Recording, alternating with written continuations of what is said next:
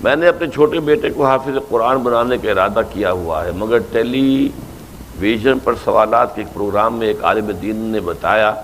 کہ قرآن کو حفظ کرنا ایک نفل عبادت ہے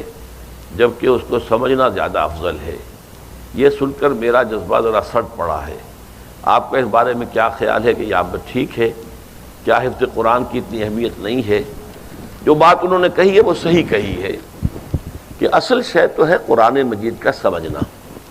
حفظ قرآن جو ہے ایک اضافی ایک نفل شے ہے، فرض تو ظاہر باتیں نہیں ہے، قطعاً نہیں ہے، فرض تو کوئی بھی شخص نہیں کہتا کہ فرض ہے یہ،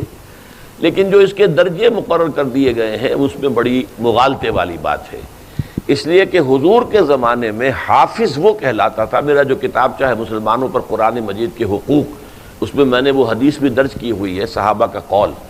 کہ ہم حافظ اس کو سمجھتے تھے کہ جس کے ایک تو حفظ قرآن اس کے ذہن میں محافظے میں موجود ہوتا تھا، قرآن کا علم اس کے دماغ میں محفوظ ہوتا تھا، قرآن کا عمل اس کے پورے وجود میں محفوظ ہوتا تھا، وہ حافظ کہلاتا تھا۔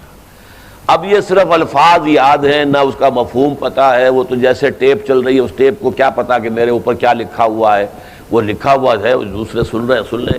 تو یہ تو حفظ نہیں ہے، یہ تو ہمارے ہاں بس ایک رواج پڑ گیا ہے۔ اور بہرحال ایک زمانے میں اس کی اہمیت بھی تھی کہ قرآن مجید کی حفاظت کا ذریعہ اللہ نے اس کو بنایا، اس لیے کہ اگر اس وقت لکھنے لکھانے کا اور کتب خانے اور چھاپے خانے اور یہ اور وہ اور ٹیپس اور آڈیوز تو تھے نہیں، تو اس لیے اس کی جو اہمیت پہلے تھی اب وہ رہی بھی نہیں ہے۔ البتہ یہ ہے کہ اگر آدمی یاد کرے اور جتنا زیادہ یاد کرے گا اتنا ہی اس کے پاس ایک دولت ہے، خزانہ ہے۔